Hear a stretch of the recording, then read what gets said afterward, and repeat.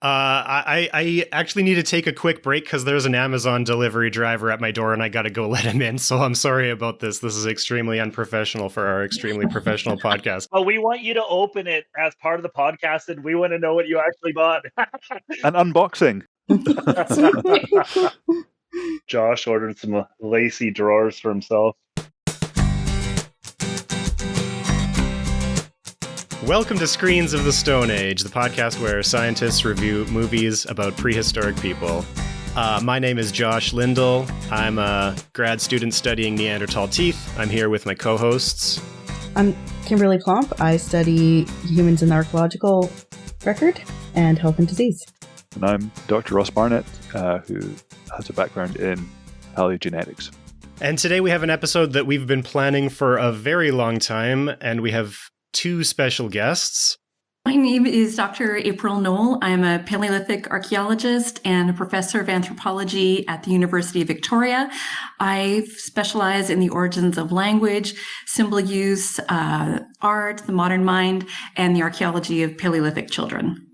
And I am Dr. Grant Zazula, and I am the paleontologist for the Government of Yukon in Yukon Territory, Canada. And I study a whole range of Ice Age beasts and paleo environments, mostly in the Canadian Arctic and Alaska. And I'm really happy to be here today. And today we're talking about the movie Alpha from 2018. Oh, I don't have the IMDb open this time. I always have that open for reference. Is it from 2018 or 2019? 18. And this is the episode that we've had in the planning for the longest time because, April, you were the first person I ever reached out to be a guest on this show because you presented something at the PASC conference in 2019, and you used frames from this movie in your presentation, right? Yeah, I did. Yeah, it was. I was talking about children generally in that one, as well as teens in particular. You should plug your book here. Oh, okay. I get to plug the, if anyone's interested. In the summer of 2021, I published a book called Growing Up in the Ice Age. And it's a book about everything, at least as of June 2021, that we know about Paleolithic kids. So looking at the archaeological and fossil evidence. Very cool. I was going to take it out from the university library, but it's already checked out, so I wasn't able to. Oh, that's nice. Someone's reading it. Yeah. Not just my mom. I'm going to order it as soon as I'm finished moving. So I'm in the process of moving right now, so I'm trying to not buy books. But it's on my list to buy as soon as I get to where I'm moving. And Grant, you were actually the paleontology consultant for the movie Alpha, is that correct?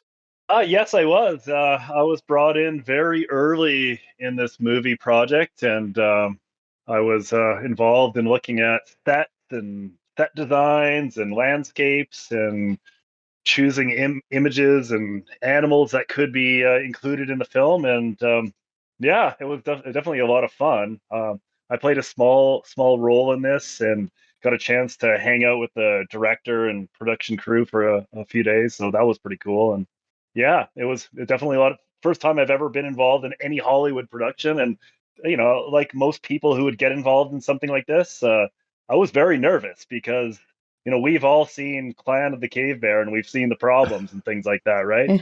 So it's kind of hard as a scientist to attach your name to these kind of projects if you know it's going to go down the tubes. But we'll talk about the film, I guess, at some point. I could tell you about how I got involved in this film if you'd like.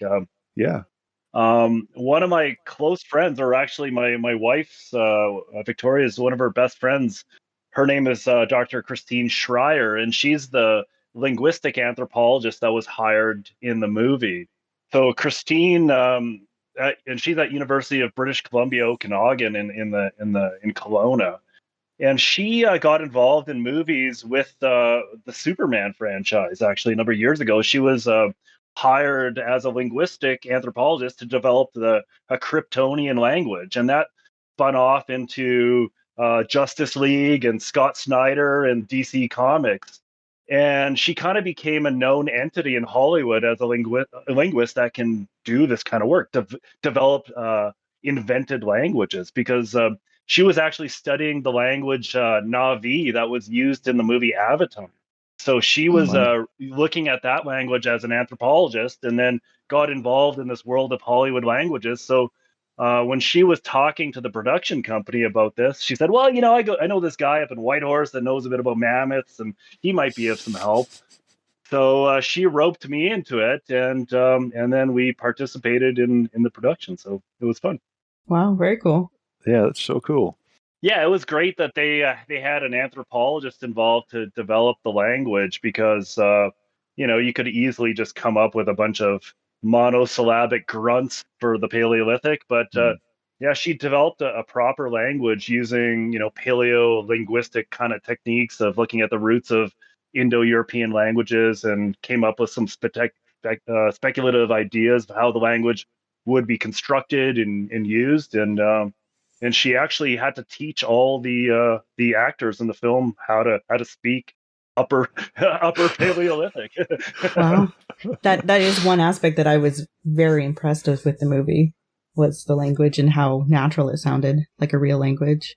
I agree. I thought that was so well done. And I was reading a little bit in sort of preparing for today's chat, and so I read an interview with Schreier, and what I found really interesting is that she said that fans are demanding detail and authenticity in their made up languages, because with the internet, people can teach themselves these languages and in a way that they couldn't. And so a lot of older movies might have just used gibberish or whatever, but she said people are actually demanding authenticity. And I thought that was such an interesting problem to have for the Upper Paleolithic. What is an authentic language, So I thought, yeah, it was super interesting. That is interesting. Yeah, on Duolingo, they have Klingon, I think you can learn.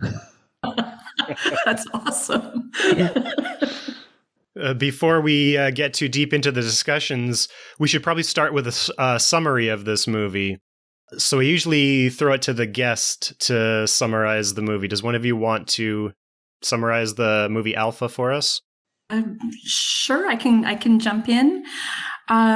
So basically, Alpha is a riff on the boy and his dog film, or in this case, we have a boy and his wolf film. So the main character is Keta, or I think Keta is how you pronounce it, and he's played by Cody Smith McPhee. He's a young man, a teenager, who appears to be going on his first hunt with his father, who's the leader of their clan. When tragedy strikes, they're in the middle of hunting bison, doing a drive over a cliff, and one of the bison comes around and sort of he catches on. It gets sort of dragged and then eventually thrown off the cliff by this bison, and he lands on sort of a ledge. And he looks, for all intents and purposes, as if he's dead. And so the father and the rest of the clan very reluctantly have to admit that he's dead, and they leave. They do a little sort of burial cairn memorial for him and head back reluctantly to their village. And of course, happily, he's not dead. He's just been knocked out. And then he wakes up from that. And then the rest of the film is really a story of how he actually wounds and then heals and then befriends a wolf, and how the two of them struggle against all odds to make it back to Keta's house, or Keta's home, I mean. Yeah, good over it. Great, that's a good summary. Yeah. So we have a kind of a format that we try to stick to and then generally stray from more and more as we go through the episode. After the summary, we always start off nitpicking little scientific inaccuracies or mistakes in the films. This is going to be a tricky episode for us since, Grant, that was your job. Yeah, I'm looking forward to this. Let me just get my notes. Well, it wasn't my job. My job was to inform the director and producer what the facts were, and they chose what to do with the facts afterwards. We'll say that much. Can I fire in? You want to jump in there, Ross? Dr. Barnett? Oh, yeah, definitely. Let me just get ready. Well, I mean, overall, I thought it was really good. Definitely, it was on the top of the kind of accurate scale of the films that we've watched, and there wasn't really all that much to critique. But I do have a few things, and so Grant could maybe tell us whether he advised them against doing this. I'm sure he probably did. But it's a really nice film, which has a lot of kind of, it's sort of thematically similar to Otzi, the film that we reviewed a while back, in that it's about somebody going on a journey from where they shouldn't be back to where they should. And so there's all these kind of, stop-offs on the way back that are made, which make it for quite an interesting film. But it's set 20,000 years ago in Europe, which it has as a kind of subtitle at the beginning of the film. And one of the first extinct species that you see, apart from mammoths and woolly rhinos, is hyenas. And so that's cool. Hyenas were around in Europe, but we know that they were extinct by about 31,000 years ago in Western Europe. So there's like about 11,000 years gap between when hyenas went extinct and when they're appearing in this film. So that's my first nitpick. The second one, I think, is it's a really kind of quite tense and well done hunting scene where these guys are all hunting bison and they're using a method of hunting, a kind of buffalo jump, which is very well known and understood in North America as a kind of hunting technique by indigenous groups in the past. But as far as I understand, and I'm hoping you guys maybe have more information than I do, there isn't any evidence of buffalo jumps being used as a hunting method in Europe, as far as I know. Although there were bison in Europe as well, and there still are bison in Europe. That kind of method of hunting isn't known in the archaeological record, as far as I understand it over here. All right, what else? One thing, so I don't know about bison in particular, but so I think with the indicator that we're talking 20,000 years ago, I think we're looking at the Solutrean, and I think what they may be sort of doing a riff on or basing it on is maybe the site of Solutrean where they have the horse drive, and I think so maybe it's maybe they needed something a little more fierce than a stampeding a horse, although that could be terrifying too and definitely knock you off a cliff. So I'm wondering if that's what they're basing it on. So it's not exactly the same, but I don't know. Well, I can give you some insights into that. Great. So when the script was originally penned, the film was entitled The Solutreans. So the film was supposed to be about the Solutreans. He loved the name. He thought it was a really interesting. Albert Hughes, the director, was captivated by this name, the Solutreans, and he wanted it to be largely about these people during the last glacial maximum, and was inspired by the idea of the Solutre site, where there's seemingly evidence of people running horses off a cliff. So when they penned that in the original script and they started passing it around, people were horrified because North Americans cannot handle the idea of killing horses for food. It was as simple as that. Oh, it wouldn't sit with a North American audience to have slaughtering of horses. But seemingly it's okay to kill bison, slaughter them running off a cliff. But the sensitivity of the North American audience forced them to change that scene, and that's such a major scene of the whole starting of the story starts with this event, running animals off a cliff, and then the other fascinating part is when they distributed the script and the name Solutrean, of course everyone went, well, what does this even mean? I don't even know what this word is. And then, of course, people started to Google, and what came up? The Solutrean hypothesis.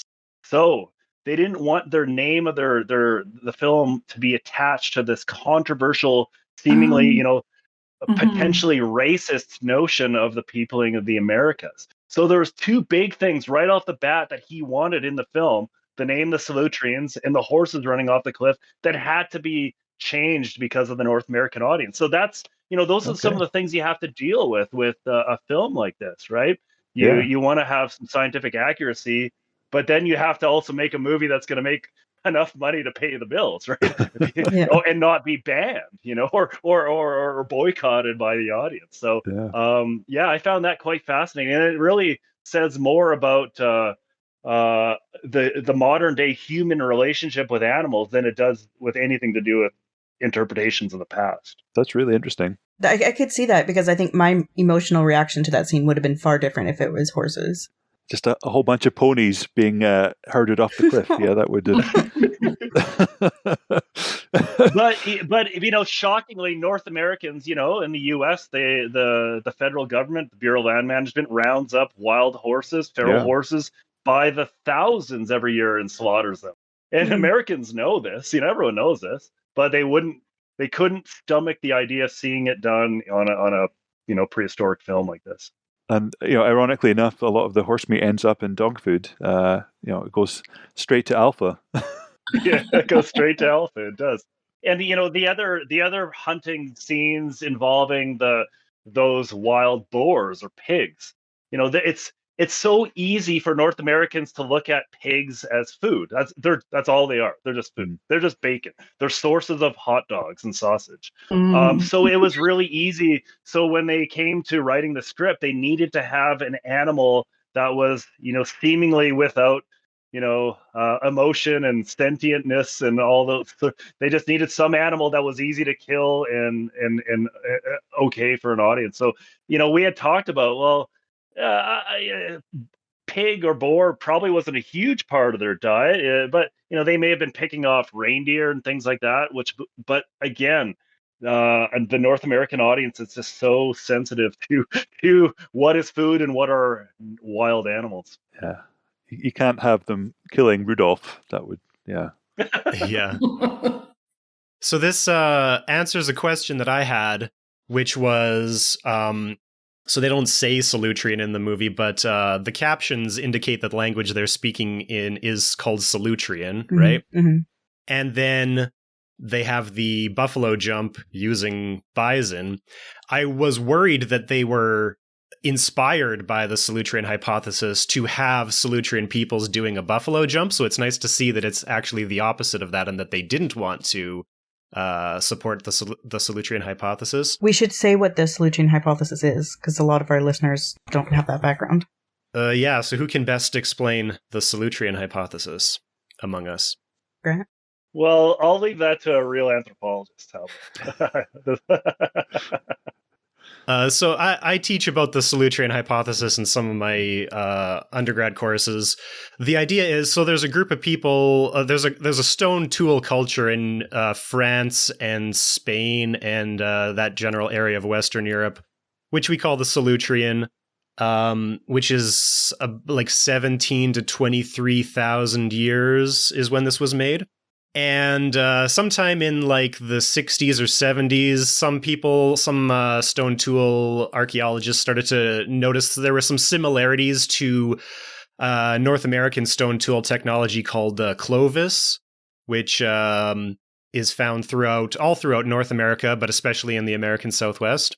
And so at the time, there was another hypothesis called Clovis first, which said that the Clovis people were the first people to settle North America about 13,000 years ago.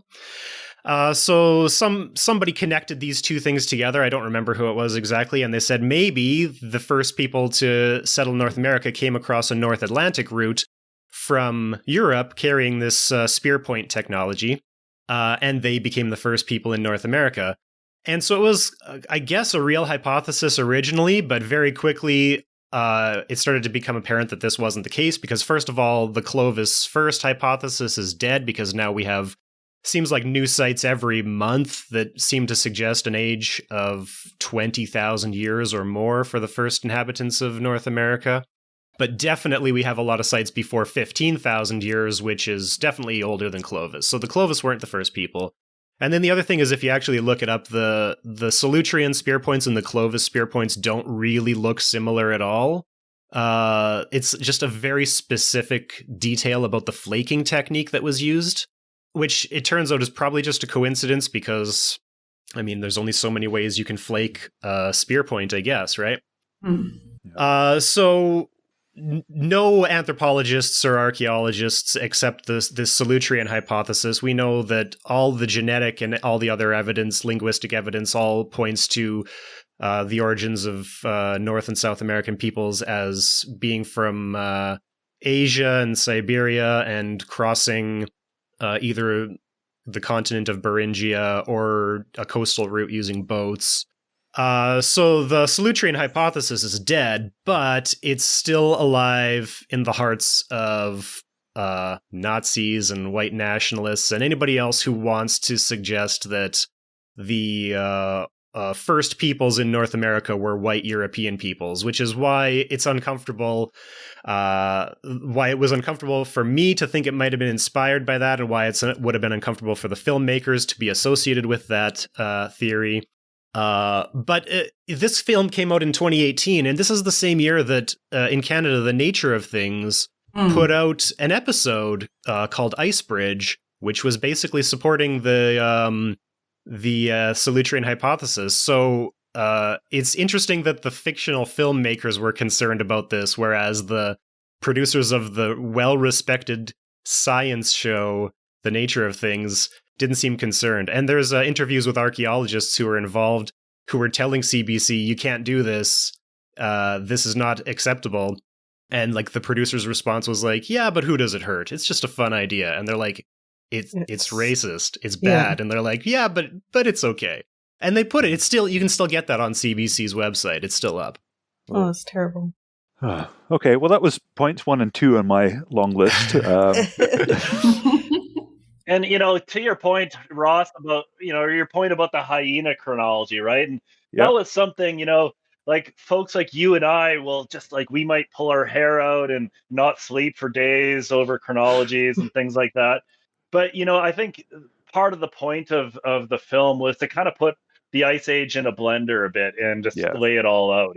If we're going to start to think about, is this marine isotope stage 3 or 2? And, those where was the ice margin here? Is this the Gravettian or is this the Schuli? We can get into all kinds of things.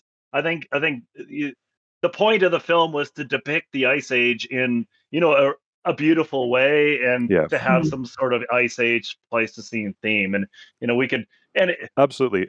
It definitely does that. And absolutely, I get the point that you want to scene set as being, the world, but not as we understand it today. And so that was great.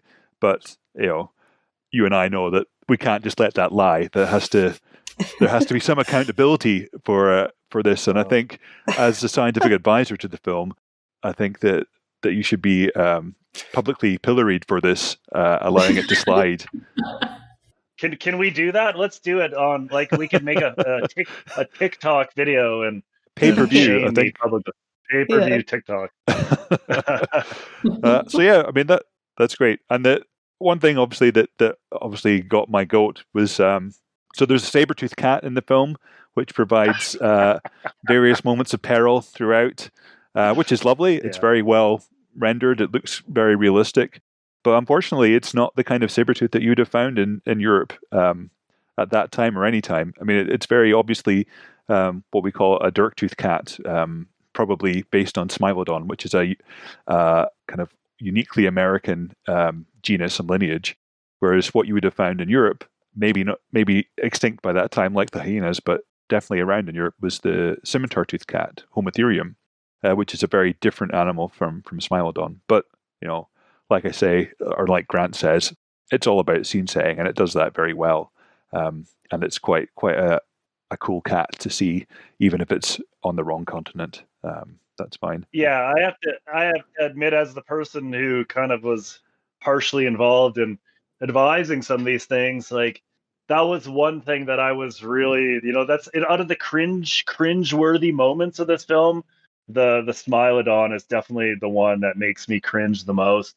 Although it does look awesome, it looks cool, and it plays a really cool role in the film. But other than Ross Barnett and maybe 10 other people, the difference between Homotherium and Smilodon is, potato. That is a good point. So, and of course, this was a Hollywood film. Hollywood's in Los Angeles, and Los Angeles is the home of the La Brea Tar Pits, and they're swimming in Smilodon there. So I think they, to try to captivate some of that North American audience again, everyone knows about Smilodon. So it would, for all intents and purposes, if a lion would have jumped out and grabbed the kid, it would have looked pretty cool too. But man, everyone wants to see those huge canines. Everyone wants to. So. You can't fault them for that. You got to give them what they want. Yeah. And I mean, that's a good point. I mean, I was expecting at some point to see some lions, and I don't think we ever did we? There should have been if they're seeing hyenas and mammoths and bears and other things. Anyway, that's very much a me problem rather than a film problem. And then the one other nitpick that I just have to bring up is that so through the film, just when he's being chased by the wolves and when he wounds Alpha and he escapes from them, he climbs up a tree to sleep in. And now this tree is lovely. It's a beautiful tree, but it's very obviously a bristlecone pine, which is a very long-lived tree, which you only find in the western parts of North America. It's not a species that you find in Europe. So that irked me. But yeah, that's all my nitpicks. I think I've got to let it go pretty quickly. Are you okay? Are you gonna be okay, Ross? Yeah. I mean, it's kind of, I have to give it some respect for only having a few things to nitpick. I think it did a pretty good job. At least there was no chipmunk this time. That's one aspect of the film that was quite important at the early onset was coming up with landscapes to film this film in, right? And the set or the camera people, or sorry, not the director of art and photography. He had come up to Whitehorse to meet with me because he used to live in Yukon and he really wanted to be able to film some of the scenes and some of the northern tundra in the mountains of North Yukon, and really get into sort of a what you'd envision for a Pleistocene landscape. But because of budgetary constraints, they had to move a lot of the filming. And so a lot of that filming was done in southern Alberta at Dinosaur Provincial Park, actually, out in the prairies. So you see that scene with the cliff, and they're sort of in the valley bottom. That's all in Dinosaur Provincial Park. And coming up with these landscapes was quite complicated because they wanted it to be visually, beautiful, to look good. They also wanted some sort of accuracy, but they also wanted some variability because the scene, the sequence where he is kind of healed up and he's trying to make his way back home. They wanted to sort of depict it like he had crossed over vast expanses of landscape. So the scene that's real cringeworthy for me is when he's in the forest with those thick trees with these ferns. And I said, this is the middle of the last glacial maximum. This is, not a polar desert, but it's incredibly cold and incredibly dry wherever you go. So to see those sort of trees growing during the glacial maximum, to me, of course it's not right. But again, it was meant to as a sort of theatrical device or storytelling device more than anything. So I had to live with that. That was the question I had, because I like the fact that it was dry and dusty. I mean, in many of the scenes that made perfect sense to me, being at the height of the LGM one. And I think Dale Guthrie sometimes calls that a mammoth step or something like that. I don't know if you guys like that term or not, but and so I had worked on a book called The Archaeology of Night a few years ago, an edited book with my friend Nan Gonlin, and my chapter was on, Paleolithic nights. And so I was starting to do a bunch of research, and one of the things I'd been reading was that the kind of glittery star-filled nights that we would think about during, that time, during the height of the last glacial maximum, they wouldn't necessarily have existed because of that sort of dryness in the air, that kind of dry, dusty atmosphere, that the nights would actually be hazier than we would normally think of. So I don't know if interesting, if that goes, with what you guys know or not.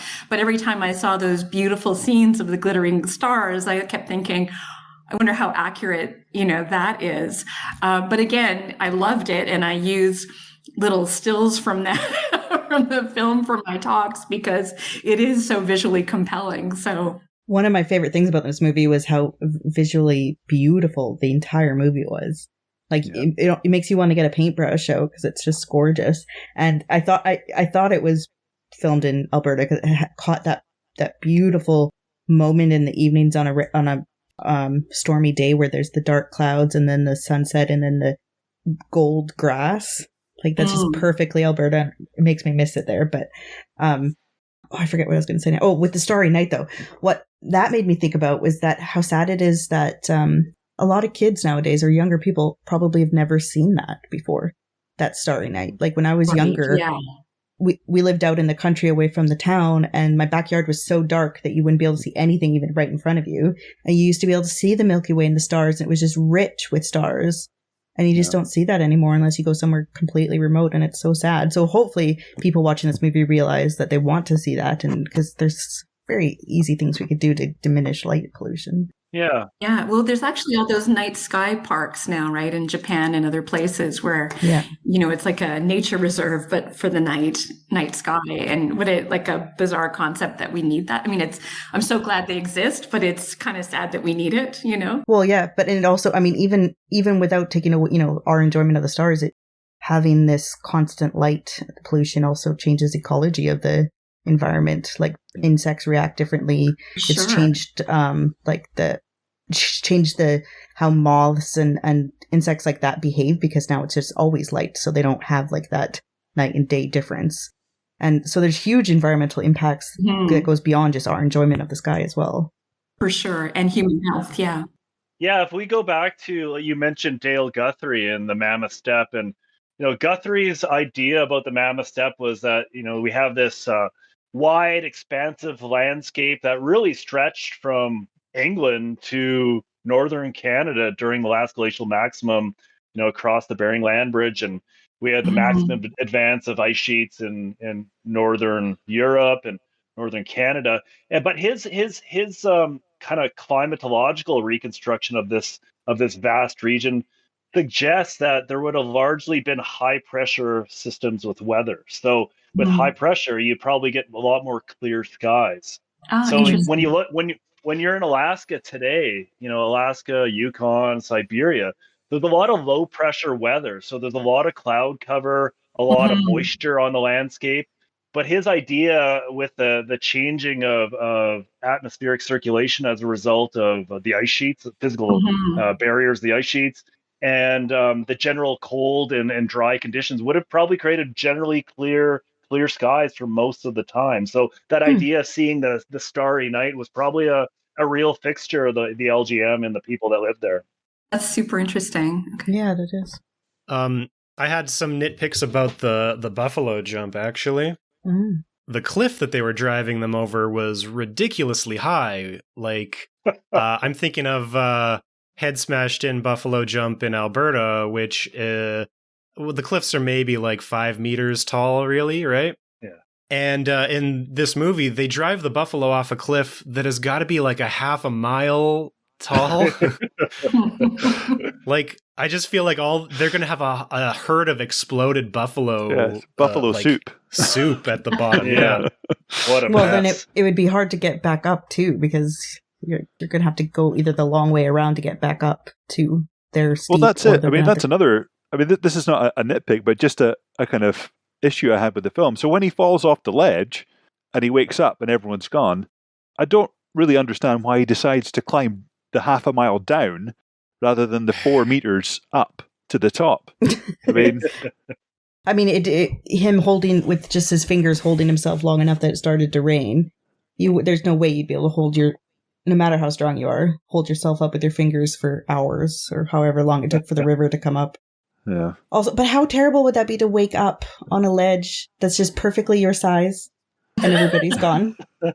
It'd be horrifying. You're like, this is where I live now. Oh my God. It's like somebody planned it. Yeah. He definitely survives several fully unsurvivable events in this movie. Because oh, yes. The hypothermia alone. Right. So in the cliff scene, I feel like the rest of the guys there had time to butcher an entire herd of buffalo and pack them up, and they get down to the bottom of the canyon, then back up for the funeral. And I'm pretty sure that because of like the day and night cycle, it's been at least 24 hours that he's been unconscious lying on this little ledge. So like that's a serious brain injury if you're in a coma. Like that's a coma, right? Yeah. Then he only manages to survive that because he tries to climb down, but then there's a flash flood and he lets go and falls into a newly formed river below him, which fortunately seemed to be deep enough. But like falling into a flash flood it's not going to be a soft fall. No. And he seems to have gone unconscious because he wakes up lying on the sopping ground after that. So he should have died again there. And then later in the movie, he falls under the ice. Which is, I mean, that's survivable. Like in Winnipeg here, that's something that we learn about, right? Because we've got ice on the river for 6 months of the year, right? Mm-hmm. Yep. So, but he gets out, he strips off his clothes, which is exactly what you're supposed to do, and he lights himself a fire, but he's got a little pile of twigs beside his fire. I'm like, that fire's gone in 10 minutes. Yeah. You need a roaring fire and you need a pile of wood. Yeah. I think the rule is make a pile that you think is going to last the night and then make a pile 10 times that tall. Yeah. Yeah. But I liked how him and Alpha cuddled because that's really that's a good thing to do is the body heat. Mm-hmm. But what I didn't understand is he took off his giant coat in the water and let it go, which is smart. So the weight wasn't heavy. But then he had the coat again later. So, I don't know. As you know too, living in Winnipeg, living in Yukon here, if you fall in water and you fall through ice and fall in the water, you have about 5 minutes. Yeah. And if it's cold out, if it's winter, you've got 5 to 10 minutes. And if you don't pull yourself together, get dried off, you're gonna die. And the time frame and the situation that he was in that he should have died. There was no hope coming back from that. He was soaking wet and there was nothing around. And yeah. Yeah, because he would have had to go and collect the stuff to make the fire. And he did take off all his clothes apart from his very snug briefs, which he kept on. Yes. Yes. Yeah. It was rated PG, so yeah, that's right. The Calvin Klein. Nothing comes between me. Like Marky Mark and the Funky Bunch and the Calvin Klein underwear. Oh dear. But something we've commented on other movies is the clothing. They always put the fur on the outside, right? But in this one, they did the clothing well. They have the fur on the inside with the leather on the outside. So that was a nice touch. Yeah. And even the kind of personal adornments they had as well were kind of quite kind of accurate, like teeth and mammoth beads and that kind of stuff. So that was really nice as well. I really like the tattooing, how he had the Little Dipper tattooed on his hand so that he could find his way home. So that's assuming that they would only leave home that time of year, right? Because otherwise it wouldn't work. Because isn't it only in the sky half the year? Yeah, I think in general, like some of those things, like the clothing and the material culture. You got you're paleoarchaeologists.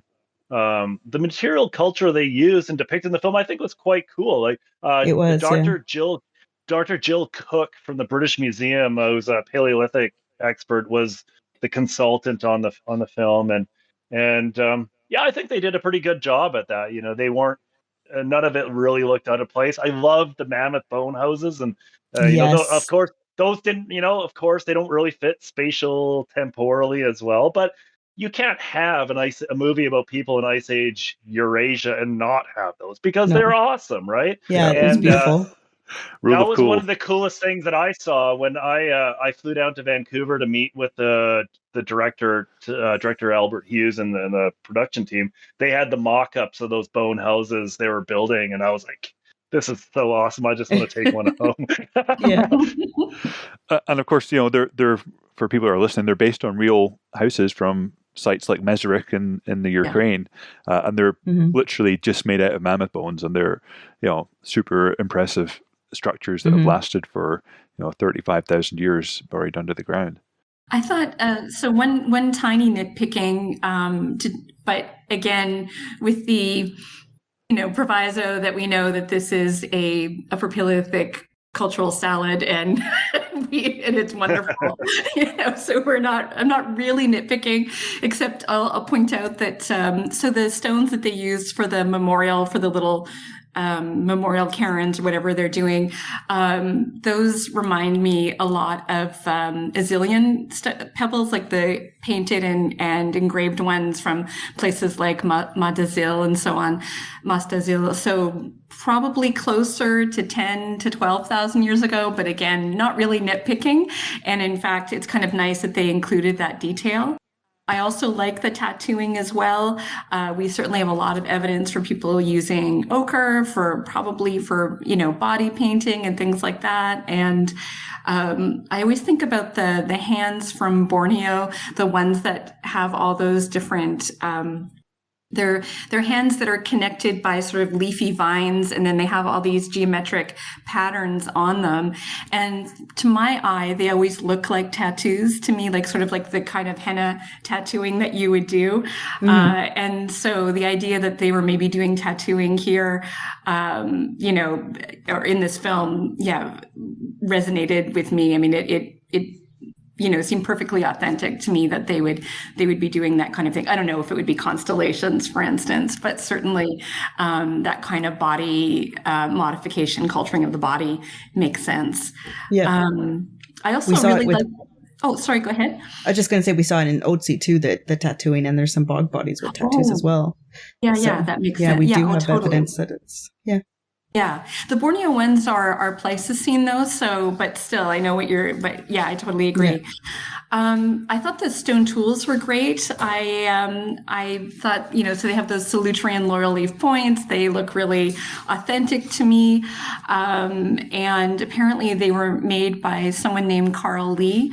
And Matt Pope was someone who pointed me to him as being the maker of these stone tools, and he's an expert flint knapper and so on, based in the UK. But I remember I was talking to a colleague, Melanie Chang, and she and I were both like watching the preview in the theaters before, I think, a Star Wars movie or something. And we were both like, oh my God, did you see the tools? They're fantastic. So I thought they did a really good job on that. It also reminded me, because you guys did Clan of the Cave Bear not too long ago, right? You reviewed that one. So Harold Dibble made the stone tools for that. He was my supervisor, and he always has a fun story.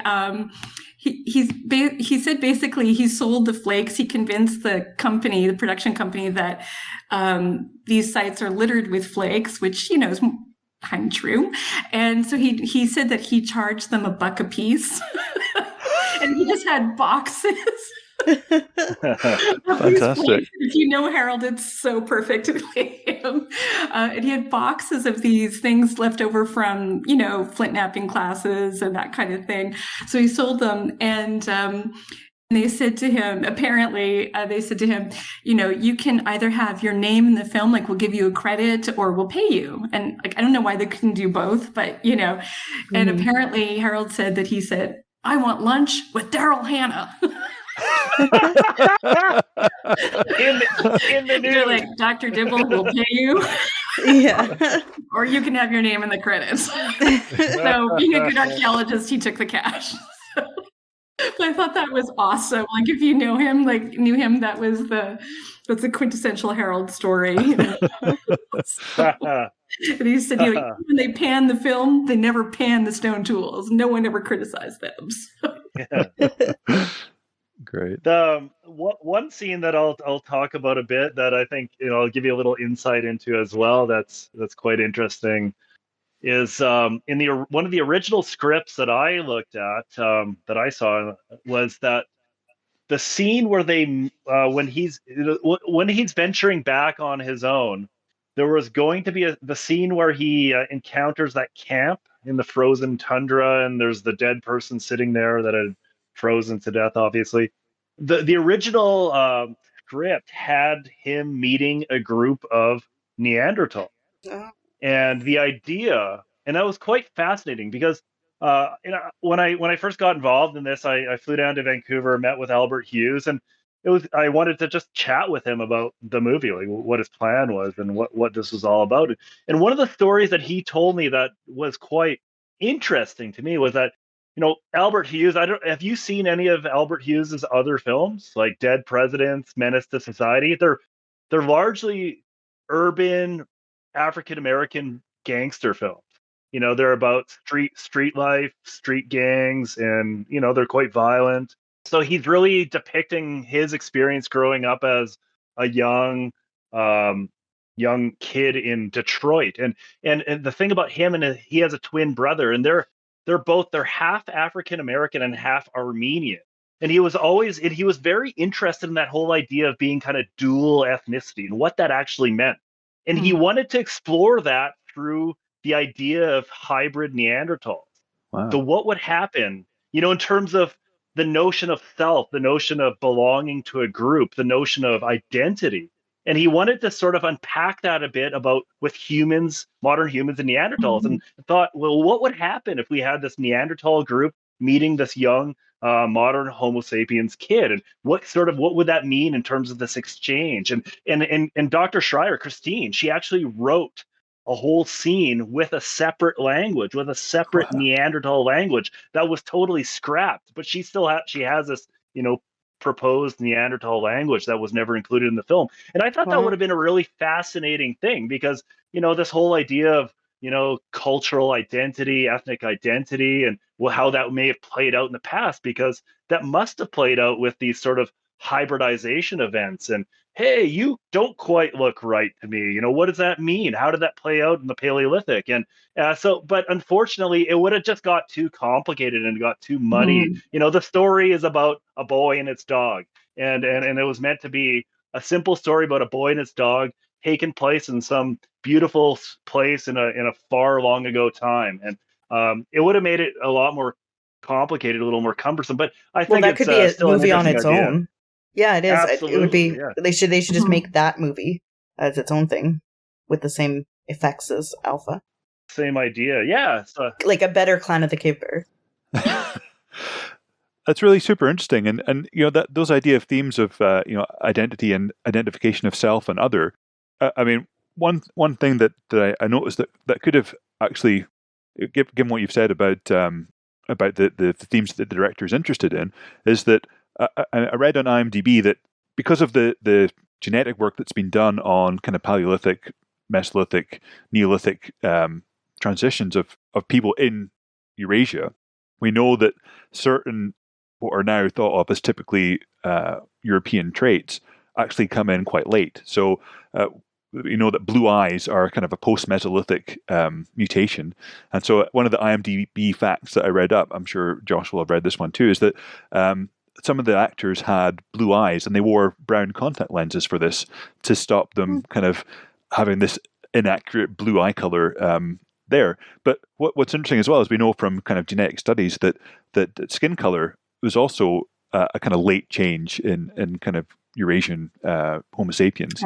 And so probably around 20,000 years ago, we would not expect to see the kind of lighter skin color that the actors have in the movie, and that the natural kind of diversity of skin colors would have been there, but would have been very much darker than the kind of typically lighter European colors that you see today. So, I mean, that's something that maybe could have been included to give some idea to modern audiences that things were different in Europe in the past. That might kind of play into some of the ideas that he's interested in. Yeah, absolutely. Yeah, I think it would have been, and then, the choice to include or not include Neanderthals, you'd have to have a whole different aesthetic with they would have had different clothing, potentially different material culture and all that. But yeah, it's definitely an interesting idea. Mm-hmm. I'd watch it. Again, if we're going to try and be, accurate, they're, from everything we know, they're long gone by 20,000 as well. Mm-hmm. So that would have been a whole other conversation for us. Yes. Nitpicking Absolutely. I do enjoy, though, that they went through the effort of wearing the contacts, but then got the trees and stuff wrong. That's kind of funny. Yeah, I'm wondering, because bristlecone pines are pretty rare and quite protected. I mean, how they got permission to have somebody climb up one, or whether it was just a mock-up I imagine it probably was just a fake tree that they use. Yeah, I think that was probably a mock-up. Yeah. April, I'm interested in your thoughts about how they depict adolescence here, particularly in the sort of rite of passage scene at the beginning where they have them, it feels like they're almost doing a standardized test for flint napping. I thought if you're going to do a standardized test, that would be a good one, you know? Yeah, so that's a really interesting question. So we don't actually have any evidence for any kind of rites of passage with, in the Upper Paleolithic. So, I mean, we are starting. So, studying teens is a new area, but there is actually a lot that we can know about them in terms of the fact that we're looking, in particular in this case, we're looking at Upper Paleolithic peoples. So we know that they share, that these teens would have shared some basic biological facts with everyone around today. We know, they would have gone through puberty and all of those sorts of things. When they reached puberty and how long they stayed in that, or how long that process took would have really varied. And that's actually a project I'm working on right now with a couple of colleagues, Jennifer French from the University of Liverpool and Mary Lewis from Reading. We're looking at puberty markers in Upper Paleolithic teens. So stay tuned on that one. But so we can get basics about those sorts of things. And we can also draw on what we know about teens in extant in foraging societies today and historically known ones. Knowing, again, with a proviso that that's not unproblematic and all of those sorts of things. But there's been some really interesting research done by Shana Lou Levy and her colleagues looking at teens in foraging societies and drawing on the work of earlier people like Barry Hewlett and so on. And what's been really interesting when you start to look at adolescence cross-culturally, a lot of the things that we think of that are so typical of teenage, the stereotypes of teens in, industrialized, westernized societies don't actually hold true. So this idea of the teenage rebellion and identity crisis doesn't seem to be as universal as we would think. So that because these groups are often so small, people are in these multi-sex, multi-age groupings, that they seem to understand where their place in the world is and in their society and their community is. And so and I think that's such a nice tonic to this, idea of, the teenage rebel and so on. And so I thought that was kind of interesting too in this movie. You're not really seeing like the traditional sort of rebellious whatever. We're seeing this kid who is a part of the society. He's really loved, and he's just trying to make his way within his community. Some work that I've been doing looking at Gravettian teens in particular has really shown some interesting parallels for us, or for me anyways. So Jenny French and I are working on this material. And some of the things that we saw were, for instance, when we compared burials of teens to all other age classes, we found that teens were dying more often. So we had a higher percentage of teen burials than for others. And a lot of that might have to do with some of the kind of risk-taking and so on that does seem to be an actual universal behavior. But what we did see was that male and female teenagers were equally likely to be given a burial, whereas with adults, we had males outnumbering females 2-1, if I remember the percentages correctly, at least that. And so we were wondering, is it that gendered behavior emerges later, in Gravettian society? And I thought in the film it was kind of neat that, unless I'm mistaken, I thought there was at least 1 or 2 women in that hunting party, like young women, teens. And so I don't know if it was just again, in effect for the movie, or if they actually did some research. But this seems to be the case that we know ethnographically, that in more mobile hunter-gatherers versus more settled ones, the gender differences emerge later in life. And so, in fact, there's a lot more gender fluidity, and particularly when it comes to economic behaviors. So it really struck me as authentic, whether it was intentional or not, that we would have, male and female teens hunting in these hunting groups. One of the other differences, though, that one of the things that we saw, the female teens dying in our sample, the girls were dying at a much later age. And that seemed to be what we could see is related to age at first pregnancy. And because that's a real risk factor, whereas the guys were dying at all different ages. And so we don't know if that has some difference in the kinds of maybe more risk-taking behaviors that they're engaged in and so on. So certainly if that's the case, then we do see a little bit of that in this film as well. But I thought overall they did a really good job. I thought the fact that this was a really loved individual, from everything we can see in our database, the teens were given the exact same kinds of burials, like the same kind of rich burials that we would see with anyone else in our Gravettian sample. But then there were these little interesting differences that might hint at some behavioral things. And some of that comes out in the film. And so I thought they did actually a really good job of it overall. Cool. That's my long, I hope that's my long answer. That's not my short answer. I never give short answers. I'm sorry. No, it's interesting. That's great. I have to work on the sound bites. It was really nice, the kind of relationships and the sort of strong. There's a lot of emphasis on strong kind of father-son bonds, but in a very kind of loving and not aggressive or hyper masculine kind of way. I mean, the kind of relationship between Keda and his dad is a very kind of caring one, and Keda's accepted for who he is by his mum and his dad, even though they kind of have some worries about whether he's got the skills to be a leader within the group. But they don't really. Sorry, I was just going to say, but they don't really make him feel bad about that, like they do in a lot of other like teenage movies. So his dad was just like, "You'll learn." Yeah, it's a very kind of accepting, nice relationship, and when he meets his friends in that kind of tense standoff, and the other guy talks about how his son has gone to the ancestors. There's some real kind of quite strong emotions going on there as well, which is kind of very evocative, but also kind of very nice that these people are given kind of rich, complicated, and caring relationships amongst their families. What did you all think about the actual sort of domestication of the wolf in that film? You know, that sort of relationship. You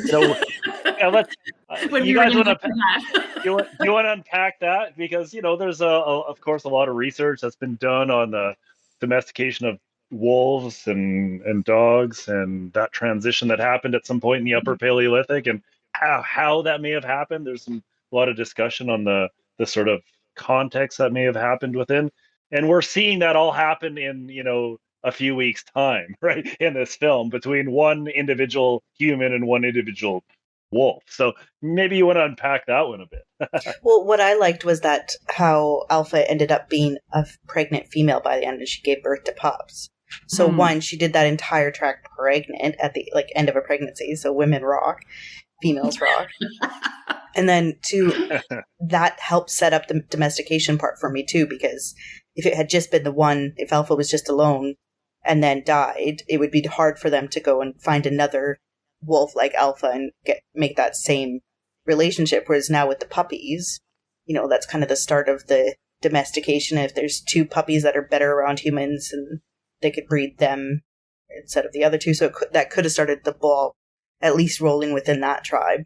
But yeah, I think that's, Ross, you would know this better than me, but I think that's what the hypothesis is that they.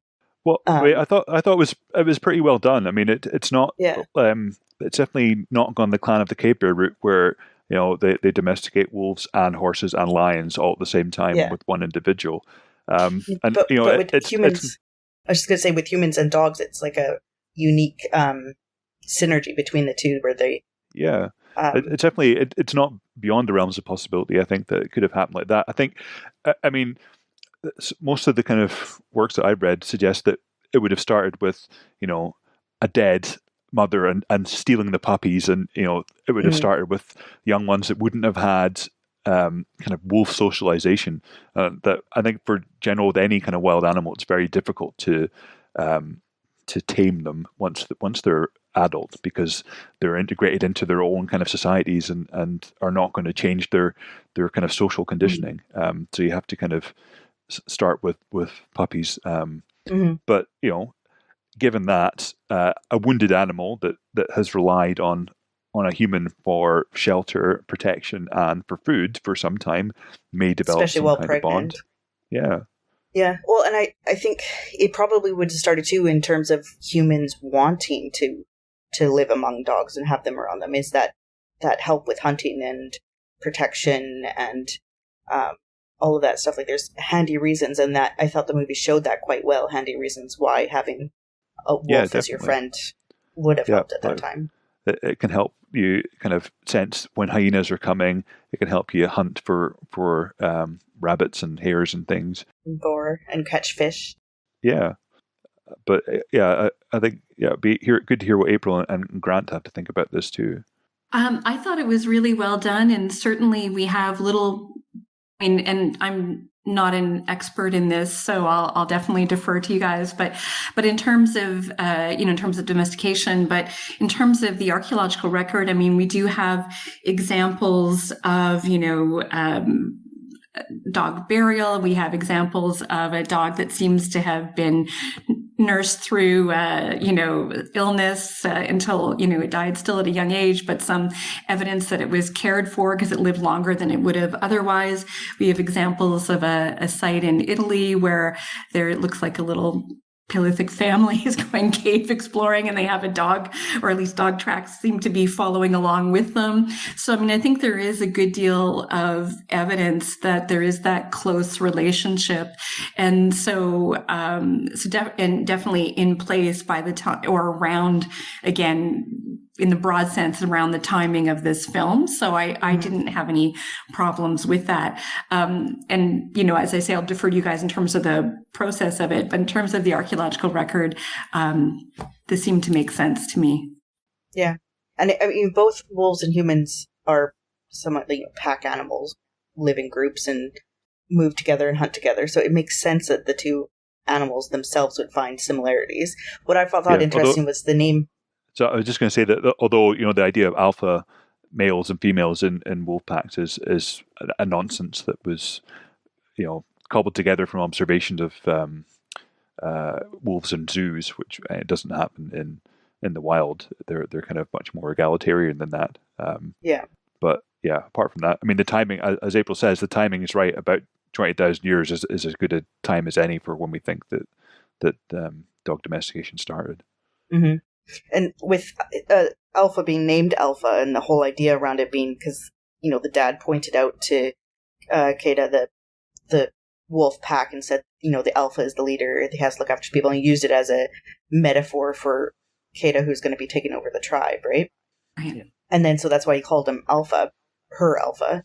But if Alpha had actually been the Alpha wolf that we used to think occurred, I don't think domestication would have happened quite that well, because Keda became the alpha or the leader quite quickly. Mm. So it seemed to me that it wouldn't have made sense if that dog was used to being the leader and therefore it was named, the alpha, that it would have just succumbed to that, being told what to do and stay away from the meat until he's told to they're allowed to eat it and stuff. I think even today you see different personalities in dogs, some that are,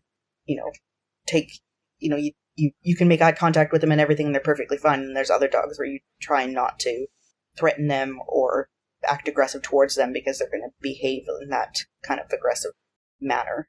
I also wondered if, and maybe I'm reading too much into this, is whether, because, when you say alpha to omega, like you're talking about the beginning to the end of something. And I also wondered if alpha might have been also because she's the first, she's the beginning of this. Okay, so not like an alpha and beta, but an alpha, good.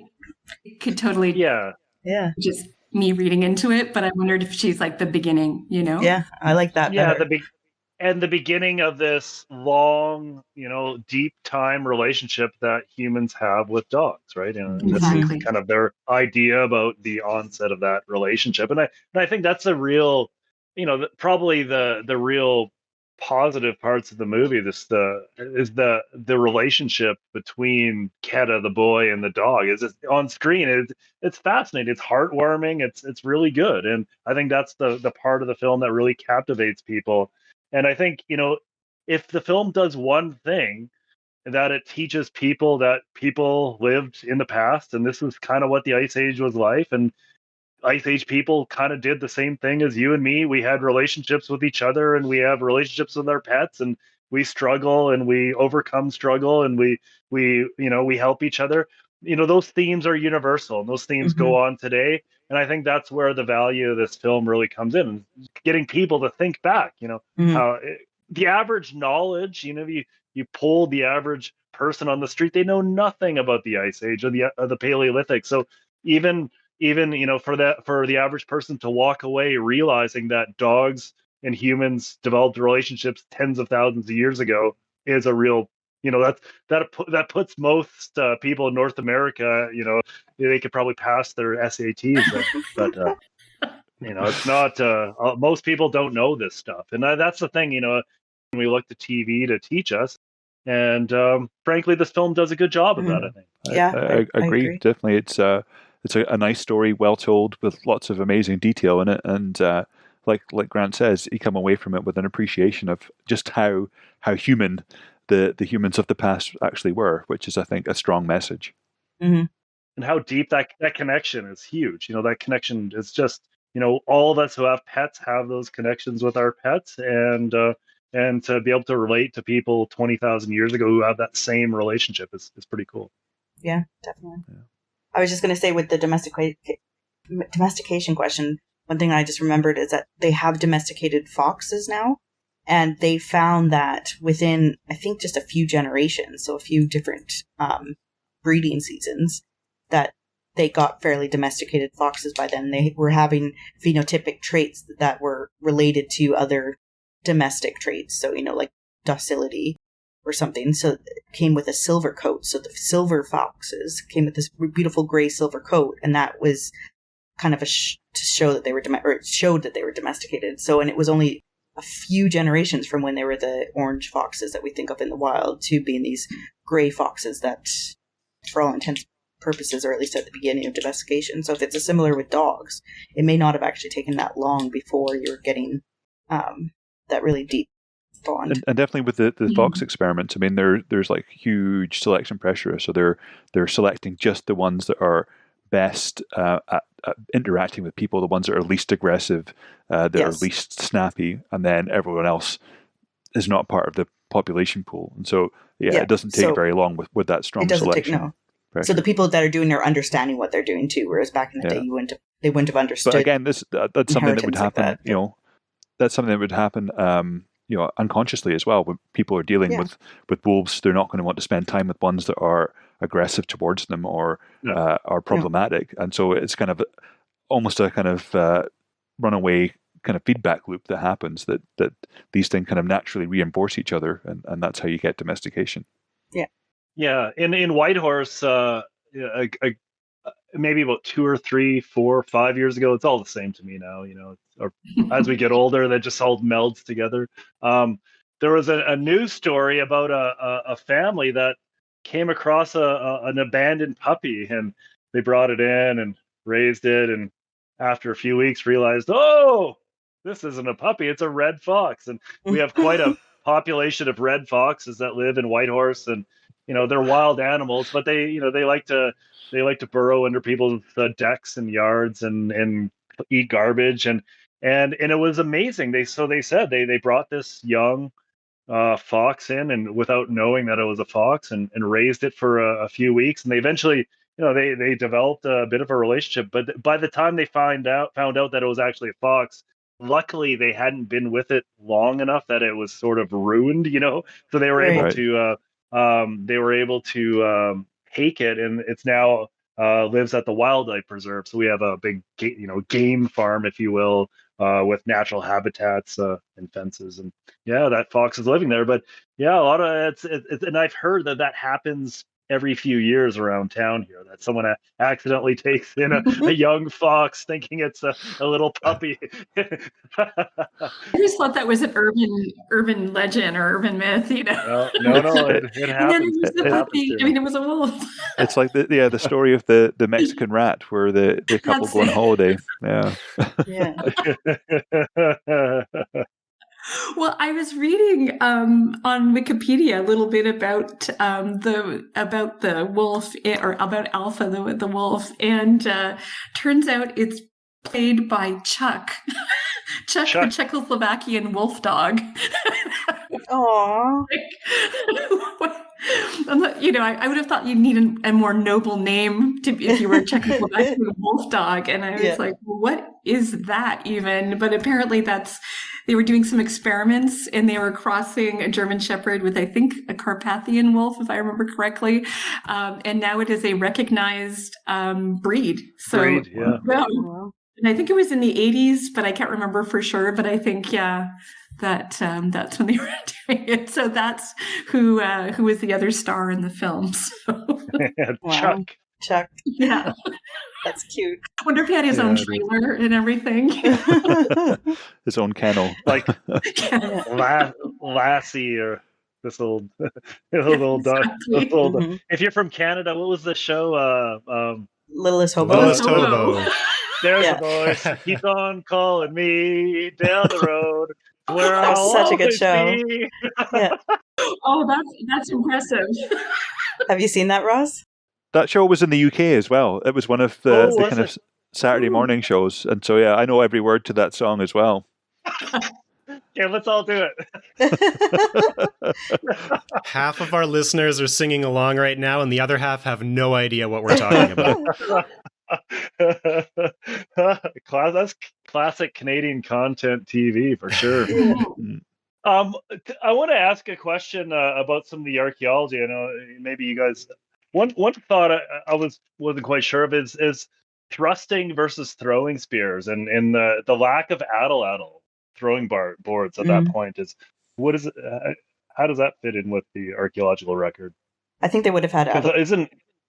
That's what I thought they would probably have atlatl throwing boards with darts. Yeah, I guess. I mean, but obviously their main way for that particular hunt was the cliff. So I don't know, but they carried it or used it anyways. Yeah, I don't know. Yeah, because they might Maybe have just both. assumed that the cliff, that they wouldn't have had to. Yeah. But you'd think you would bring it just in case. Yeah, because those giant leaf-shaped points they were using on the ends of those spears, those were not. Those kind of points could not be attached to an atlatl dart. There's no way they would fly.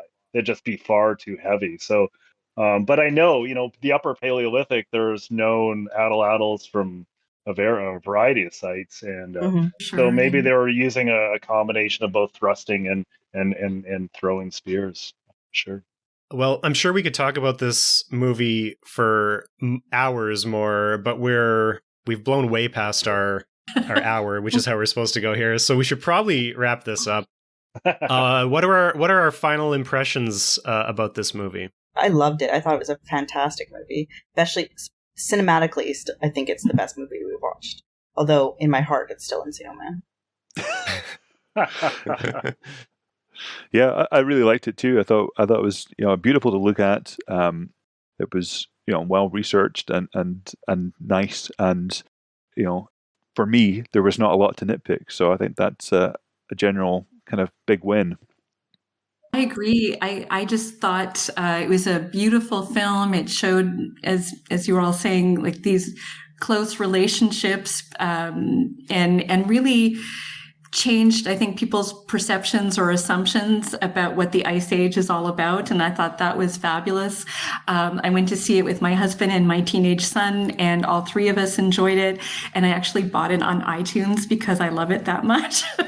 Right. So, yeah. And I don't know if it got the recognition that it deserved at the time. Like, I don't know if as many people saw it as should have seen it. Yeah, I hadn't even heard of it, so Yeah, I think a lot of people were probably confused by the title and not quite sure what is this about, and so they may have just passed it. But yeah, it's I definitely I was worried because I had my names attached to this thing. I played a small role in helping the production team, and I was quite worried it would turn out to be a real stinker. But yeah, I have to admit I watched it again last night. I haven't seen it in since it came out probably, and I enjoyed it. My family watched it again, and like Ross said, there's parts to nitpick: the hyena chronology, the Smilodon, some of the paleo environments, but I can live with that. I'm totally fine to live with that because I think the general gist of it, the story is good, and the visually it's stunning. There's beautiful cinematography, and I really enjoyed the story of this young boy being lost out in the frozen Pleistocene tundra and developing this amazing relationship with a dog or a wolf dog, whatever we want to call it, and that connection to family, that connection to pets and animals. I think it was quite nice. It was fun. Yeah. Well, thanks for being on the show with us. We've seriously been trying to schedule this one for like 6 months at this point, so I'm happy that we can finally all get together. Do you want to plug any social media or web pages or anything? I'll plug, I work at the museum called the Yukon Beringia Interpretive Centre. It's a small museum in Whitehorse, and it's all dedicated to the story of Beringia and Ice Age peoples and paleo environments and animals. And it's a cool little museum. We have a great Facebook page that we post a ton of stuff on. So check it out, the Yukon Beringia Interpretive Centre. I think it's Beringia.com. It's just Beringia.com. You can find that. Cool. And I'll be giving a few talks in the spring, one to the University of Liverpool in January. So if any on what we know about Paleolithic kids and whether they were drivers of human cultural evolution. So if anyone's interested in tuning into that, you can check out the archaeology department website at the University of Liverpool. What was the name of your book one more time? Growing Up in the Ice Age. All right. I'll put links to all those in the show notes. We should be plugging Ross's book. He's the man. Yeah, we don't plug Ross's book enough either. No, we don't. No. That's fine. Yeah, every chance I get. Ross's book is called The Missing Links. Ah, okay. Hang on. I just happen to have several hundred copies here. Yes. So links like the cat. Oh, links. Ah, okay. Missing links like the cat. Yeah. Clever. That's good, actually. It's a really good book. I'm not just saying that because he's looking at me right now. It's a good book. Yeah, I mean, I can't remember. Have we plugged my book on the podcast? I'm sure we must have. I think we have. We've mentioned it once or twice. Yeah. Yeah. So, I mean, I have a whole chapter on wolves in it. It's all about kind of human-animal relationships in the Pleistocene. And so there's wolves, saber-tooths, lions, hyenas, bears, Neanderthals make occasional mention as well. And yeah, it's hopefully there's stuff in there that even real paleontologists don't particularly know about. And I've tried to make it as interesting as possible for a general reader. You succeeded. The check's in the mail, Kim. Thanks for that. And thanks, you guys, for inviting me. This was so much fun. This was such a nice break from what I'm regularly doing. So I loved it. Thank you. Well, thanks, you guys, for coming. Thanks for coming. Yeah, Great thank you. This has been so much fun. Yeah. I was kind of worried I was going to get stuck on this podcast and you guys are just going to be throwing darts at me the whole time saying, you did that. It's your fault. And I was kind of waiting. I pumped my ego up a little before coming just to make sure I could deflect some of your criticism. But I'm very glad that and that was one of the things. You, as my peers, my professional peers out in the community of people that dabble in the Pleistocene, it's important that it was reasonably accurate and reasonable to look at and informative with scientific research behind it. So I think that mission was accomplished by the director and the producer. So I think they did a good job. If you've been enjoying Screens of the Stone Age, get in touch with us. Follow us on Twitter at SOTSA_podcast and on Facebook at SOTSA podcast, or send us an email to screensofthestonage@gmail.com. Screens of the Stone Age is supported by the Palaeoanthropological Society of Canada. Find out more at pasc-scpa.ca.